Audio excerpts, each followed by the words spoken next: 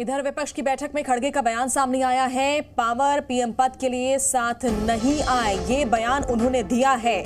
तो लगातार हम देख रहे हैं विपक्ष किस तरह से प्रहार कर रहा है। जहां एक तरफ पीएम मोदी विपक्ष पर प्रहार करते दिखे, वहीं अब मल्लिकार्जुन खड़गे का बयान सामने आया है और खड़गे ने ये कहा है, विपक्ष की बैठक में उनका ये बयान सामने आया है कि पावर और पीएम पद के लिए हम साथ नहीं आए हैं, बल्कि देश की जनता के लिए काम करने के लिए साथ आए हैं। तो लगातार जो सत्ताधारी दल है यानी बीजेपी आरोप लगा रहा है कांग्रेस पर कि इनकी पार्टी के पास ना तो कोई नीति है, ना कोई नियत है, ना कोई रणनीति है और ना कोई नेता है इनके पास। और ऐसे में इस बीच खड़गे का बयान, उन्होंने साफ कहा कि पावर पीएम पद के लिए साथ नहीं आए। ये मीटिंग जरूरी क्यों है? जरूरी है देश के लिए, देश को बचाना है, डेमोक्रेसी को, इसलिए हर हालत में देश के किसान, मजदूर, नौजवान, माइनॉरिटी सबकी रक्षा करना है। नरेंद्र मोदी के शासन में बिल्कुल समूचा समाप्त हो चुका है।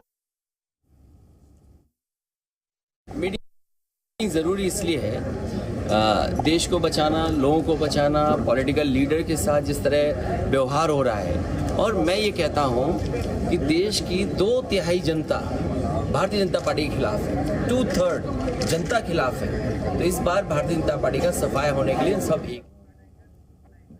तो लगातार इस बैठक पर हमारी नजर बनी हुई है। हमारी संवाददाता अंजलि सिंह बेंगलुरु में मौजूद है। अंजलि, बैठक तो शुरू हो गई है और हम देख रहे हैं किस तरह से विपक्ष भी कोई भी कमी नहीं छोड़ रहा है निशाना साधने में।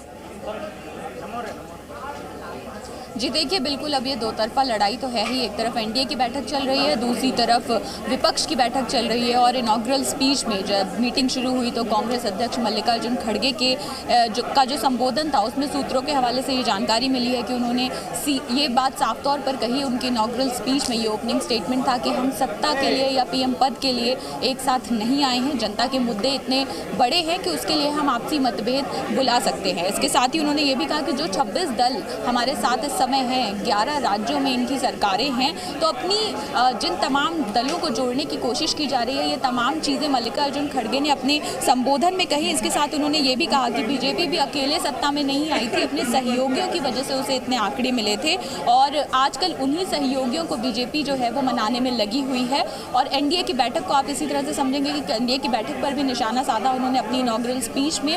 ये तमाम बातें मल्लिकार्जुन खड़गे की ओर से रखी गई और अब आगे की चर्चा जो है वो बैठक में शुरू हो गई है कि आगे किस तरह से तमाम मुद्दों पर चर्चा की जाएगी। हालांकि एक खाका आप कहेंगे ज़रूर इस इनॉग्रल स्पीच में मल्लिकार्जुन खड़गे ने रख दिया।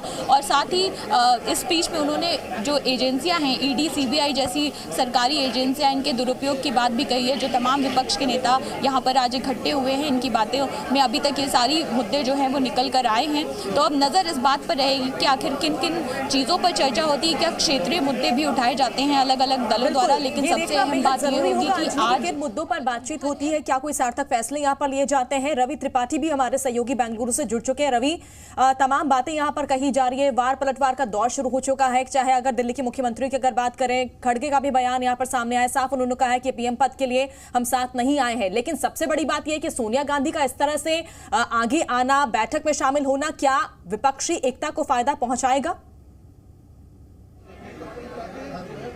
बिल्कुल बिल्कुल, देखिए सोनिया गांधी वो कड़ी है जिसकी वजह से पूरी विपक्ष को जोड़ना आसान होता है। इसी वजह से सोनिया गांधी इस बैठक में आई हैं।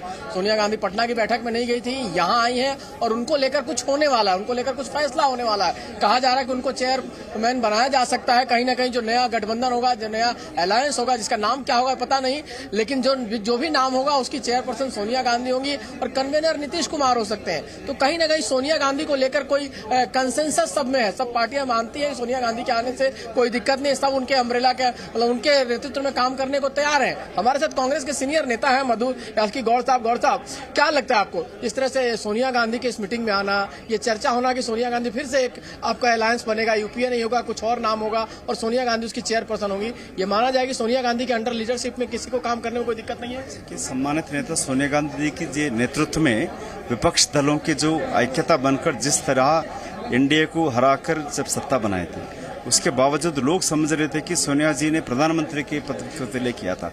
जो देश में ऐसी नेता एक ही है अभी तक भारत देश के इतिहास में जो प्रधानमंत्री पद कर 2 बार टुकरा कर सत्ता चलाई और सरकार चलाई, देशवासियों को हक के रूप में काम करने के लिए, खाने के लिए, पढ़ने के लिए दिया। साफ तौर पर रवि, हम देख रहे हैं लगातार ग्राउंड जीरो से आप हमें तस्वीरें दिखा रहे हैं और देखिए अभी तक नाम नहीं तय हुआ है लेकिन पद जरूर तय हो गया। आप दोनों का बहुत बहुत शुक्रिया। नजर बनाए रखिए इस बड़ी खबर पर।